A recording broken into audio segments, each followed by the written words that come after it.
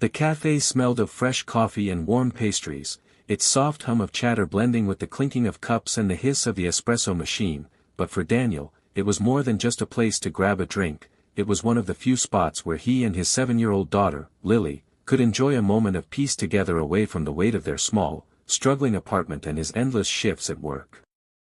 They sat at a corner table, sharing a modest snack, a steaming mug of coffee for him, a cup of hot chocolate with marshmallows for her, and a single blueberry muffin carefully split in half, because even on tight budgets, Daniel always tried to give Lily a sense of normalcy. He was tired, his face lined with exhaustion from late nights and early mornings, but Lily's smile always managed to lift the heaviness off his shoulders. As she swung her little legs beneath the chair, she suddenly tugged on his sleeve and whispered, "Daddy, she's crying." Daniel followed her gaze and noticed a young woman sitting alone at a booth near the back, her hands covering her face as her shoulders shook with silent sobs. For a second, he wondered if it was his place to interfere, but before he could decide, the bell above the cafe door chimed and 2 men in sharp suits stormed in, their eyes locked on the weeping woman. Their movements were aggressive, their voices low but laced with menace as they surrounded her, one leaning in far too close while the other blocked her way out. Lily's voice trembled as she whispered again, "Daddy, they're scaring her," and in that moment, Daniel felt something stir deep inside him, the same protective instinct that had carried him through every challenge since Lily's mother passed away. He rose from his seat, placing a steady hand on his daughter's shoulder before stepping forward, his tall frame casting a shadow between the men and the woman. "Is there a problem here?" he asked, his tone calm but firm enough to make a few nearby customers glance up nervously. One of the men sneered, irritation flashing across his face. "None of your business. Move aside." But Daniel didn't move.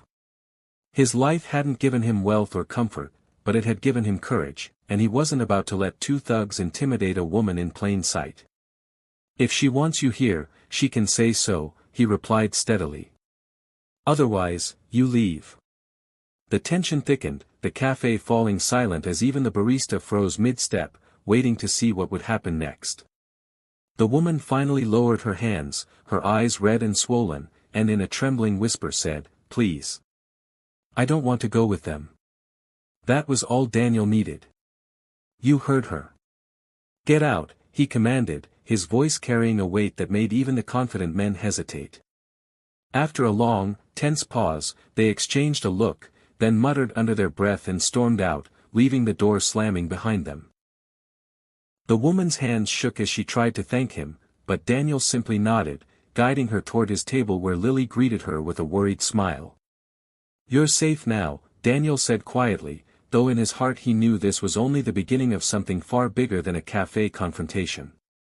The woman sat at the table across from Daniel and Lily, still trembling as though the shadows of those men lingered even after they had gone, and when she finally managed to speak, her voice was fragile, breaking on every word as she introduced herself as Emily, explaining in fragments how the 2 suited men were not strangers at all but associates of her ex-fiancé, a man she had once trusted with her future until she uncovered the dark truth about his business dealings and, horrified, had called off the engagement, only to find herself pursued, threatened, and watched ever since, as though she were nothing more than a loose end to be tied up. Daniel listened carefully, his expression steady, though inside his stomach knotted with unease, and Lily, with the innocent wisdom only a child could have, slid the other half of their muffin across the table toward Emily with a sweet smile that seemed to peer straight through her fear, drawing fresh tears to the young woman's eyes as she whispered a shaky, "Thank you." Emily confessed that she hadn't felt safe in weeks, that the crying Daniel and Lily had witnessed was not weakness but exhaustion, the breaking point of living in constant fear, and Daniel, though he hardly knew her, felt a wave of protectiveness settle over him, an instinct that told him walking away would be the same as abandoning her to wolves. When it grew late and time came to leave the cafe, Daniel insisted on walking her to her car, an offer she hesitated to accept until Lily chimed in innocently, "Daddy always makes sure I'm safe," which earned a faint, tearful laugh from Emily, but when they reached her car in the dimly lit parking lot, any attempt at humor was swallowed by dread, for the sight before them made Emily gasp and cover her mouth. The driver's side window was shattered into jagged shards, both tires slashed, and Sitting on the torn leather seat was a note scrawled in thick black marker that read, "Next time, you won't be so lucky." Her face drained of color, her hands shook violently, and Daniel, feeling the old instincts of a father who had once soothed his daughter's worst nightmares, pulled the note away and said firmly, "You're not driving home like this, and you're not staying out here alone." Emily tried to protest, mumbling something about not wanting to burden him, but before she could finish, Lily tugged on her hand and chirped, "Please come with us, Daddy makes the best pancakes," and that simple, innocent invitation was the final push that made Emily's resistance crumble.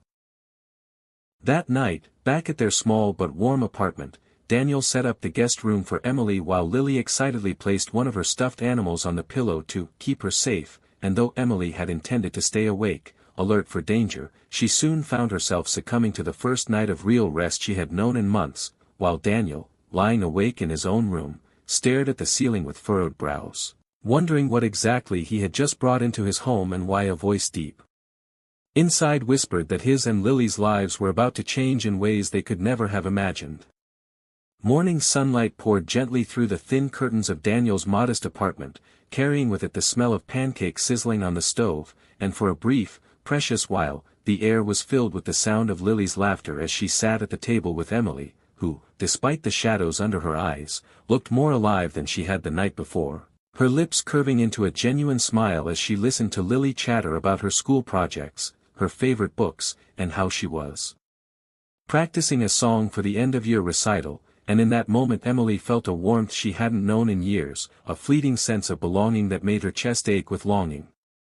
But Daniel, while watching them from the kitchen, couldn't shake the unease gnawing at him, and when he glanced out the window, his suspicion hardened. Parked across the street since dawn was a sleek black car, its tinted windows offering no clue of who sat inside, but Daniel knew in his gut it wasn't there by accident.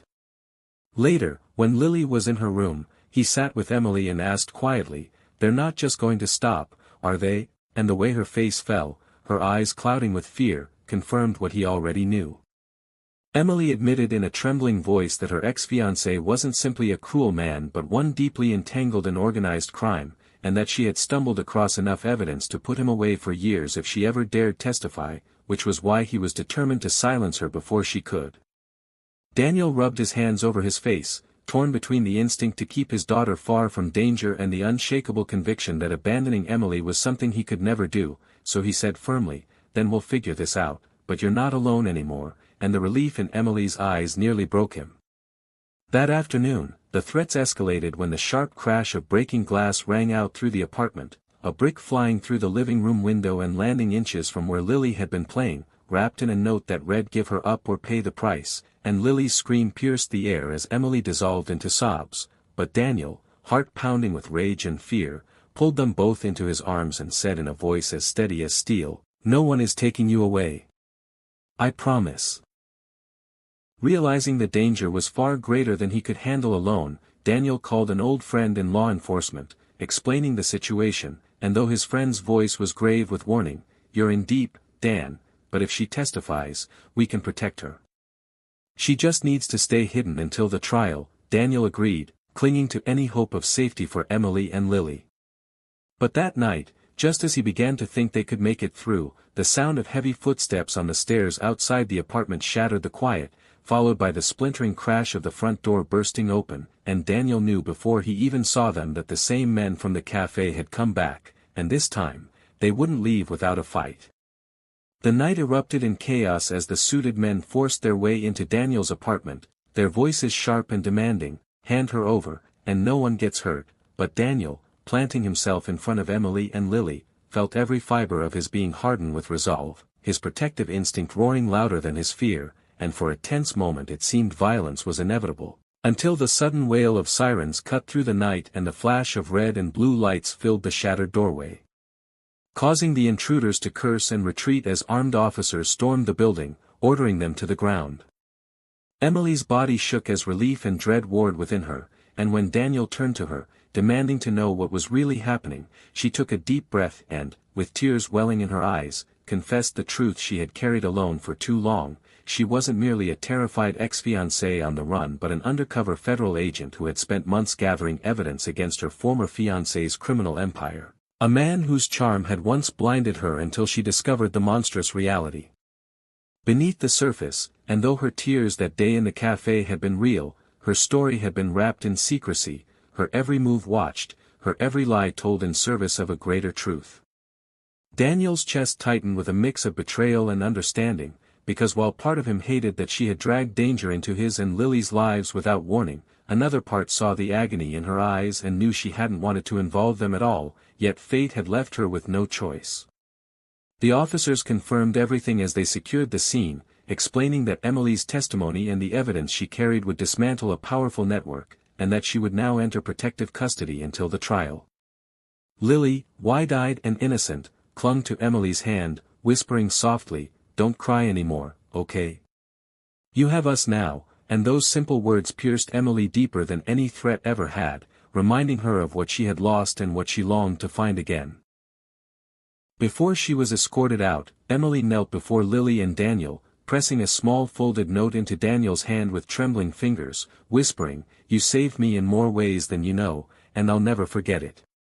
The next morning, the apartment felt painfully quiet, the echoes of the night still hanging heavy in the air, but weeks later, a letter arrived in the mail, written in Emily's careful handwriting, enclosing a drawing Lily had once made of three figures holding hands beneath a smiling sun, and on the back were words that made Daniel's throat tighten: "One day, when this is over, maybe I'll come back. Until then, thank you for being the family I never had." Daniel folded the letter with a bittersweet smile, pulling Lily close as she asked when Emily would return, and though he had no answer, he knew that sometimes the people you protect end up leaving behind the kind of hope that protects you in return.